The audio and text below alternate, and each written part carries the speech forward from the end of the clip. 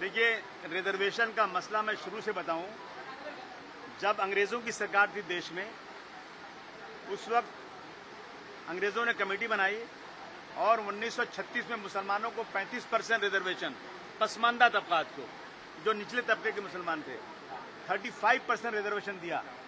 जैसे देश आजाद हुआ 1947 में, 10 अगस्त 1950 को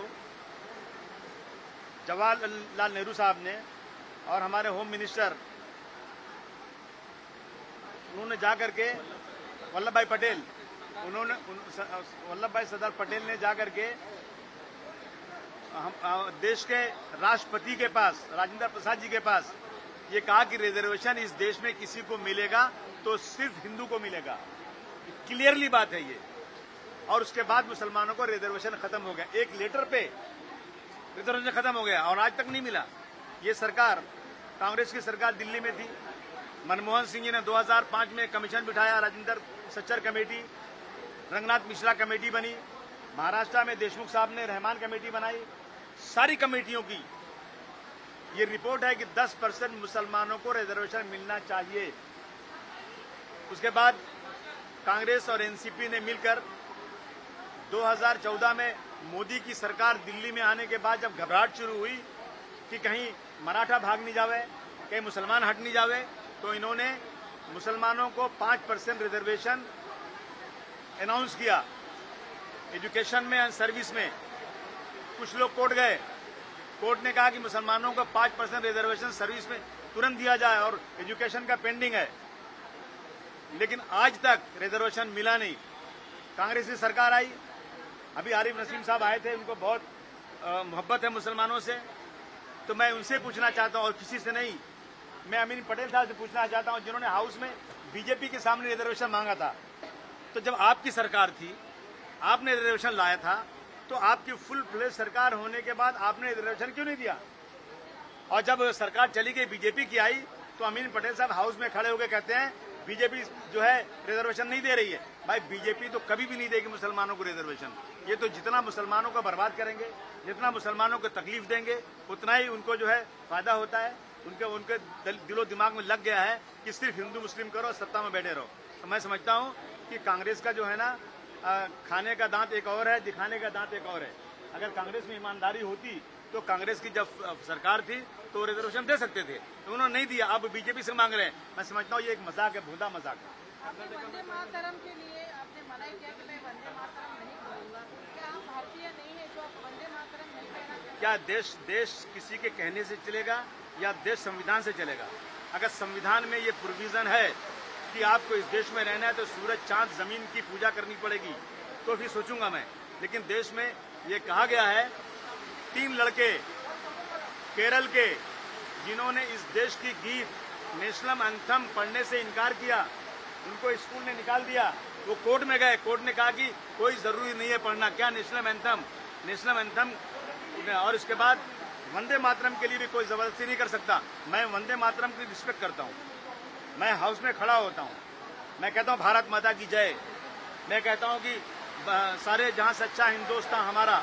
लेकिन कुछ चीजें ऐसी हैं जो मैं नहीं कह सकता, इसलिए कि मैं मुसलमान हूं, मैं प्रैक्टिस वाला मुसलमान हूं, नमाज पढ़ने वाला मुसलमान हूं, और मुझे सिखाया गया है, बताया गया है कि अल्लाह के अलावा किसी और के सामने सर नहीं झुकाना है, एवं माँ के सामने भी सर नहीं झुकाना है।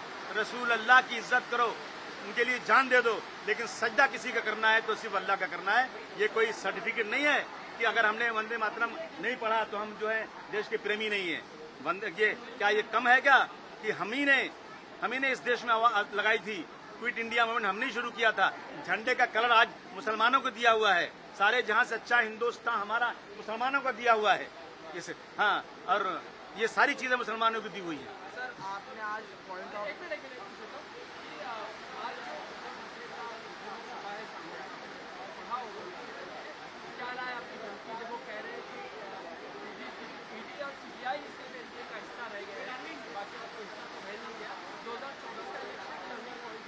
देखिए ना, तो अभी आज कोई भी यही बोल रहा है ना, ये कोई भी इसलिए बोल रहा है ये कि जब प्रधानमंत्री भोपाल में कहते हैं कि हम भ्रष्टाचार खत्म करेंगे, इनको गिरफ्तार करेंगे, चक्की पीसिंग, और प्रधानमंत्री खुद लेते हैं पार्टी में अपने से अलायंस करते हैं और बड़ी बड़ी ओहदे देते हैं, तो मैं पूछूं उनसे कि ये जितने गए इन पे आपने ईडी की ईडी में सबको केस किया ईडी का, अब इनको गिरफ्तार करने वाले थे। मैं समझता हूं कि ईडी और इनकम टैक्स से डरा का जो काम हो रहा है ना, वो 1947 से आज तक किसी ने नहीं किया था, ये लोग कर रहे हैं। ये महाराष्ट्र हो रहा है, हर जगह हो रहा है, सबको डराया जा रहा है। इनका क्या तरीका है ये? और जो इधर आ जाएगा ना, कितना भी करप्टेड हो, कितना भी भ्रष्टाचारी हो, उनके वॉशिंग में बैठ गया, बटन दबाओ, 2 मिनट में साफ, सारा मामला क्लियर। अरे अबू भाई छोटा अबू भाई तो कभी मंत्री रहा ही नहीं। अबू भाई तो फुटपाथ पे रहने वाला आदमी है, उसका क्या बिगड़ेगा? नीतीश राणे ये भी कह रहे थे कि आपको भारत से विधानसभा के सत्र को 2 हफ्ते हुए, लेकिन विपक्ष का नेता का चयन नहीं हुआ अभी तक। हाँ, ये अफसोस की बात है, हो नहीं रहा है, अभी नहीं मालूम ना, इसीलिए तो मैं बीच में खड़ा हूँ। मैं किसको सपोर्ट नहीं कर रहा हूँ, कहीं उधर भी 15-20 बाकी हो जो इधर आने वाले हो, इधर के उधर जाने वाले हो, नहीं मालूम, उनसे पूछो भैया। हाँ क्या? नीतीश राणे जी ये भी कह रहे थे कि अब वो आदमी जिस तरह का वंदे मातरम नहीं कहते थे, इनको भारत में रहने का कोई अधिकार नहीं बनता। महाराष्ट्र किसी के बाप की जागीर नहीं है, सभी का खून है शामिल यहाँ की मिट्टी में, किसी के बाप का हिंदुस्तान थोड़ी है।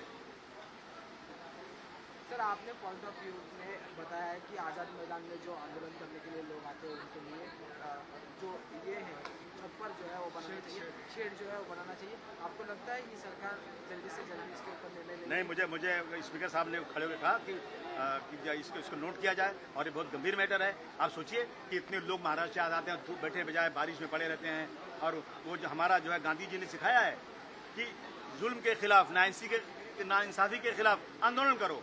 आंदोलन करने लोग आते हैं, उनको इज्जत से बिठाना चाहिए, और सरकार को उनको खाना भी भेजना चाहिए, मेरा मानना है ये। और ये जो इस तरह बैठे हैं, मैं इसके लिए प्रेशराइज करूंगा कि वहाँ 1000 आदमी का शेड बने, वहाँ एक स्टेज बने, 1000 कुर्सियाँ रखी जाएं, वहाँ टॉयलेट बने, और परमानेंट रहे वो, ताकि जो कोई भी आए अपना वहाँ आकर आंदोलन करे। धन्यवाद।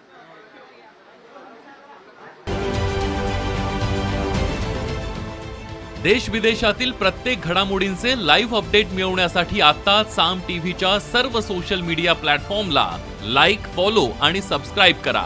तसंच सर्व नोटिफिकेशनसाठी बेल आयकॉन प्रेस करायला विसरू नका।